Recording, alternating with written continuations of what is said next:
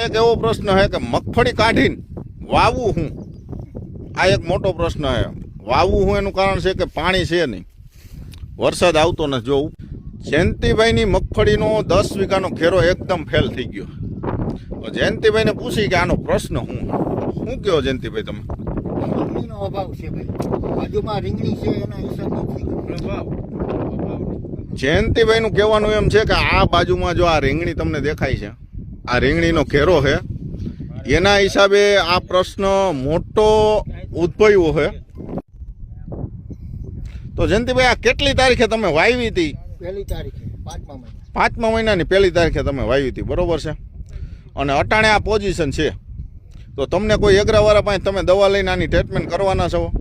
ચાલુ જ છે ટ્રીટમેન્ટ.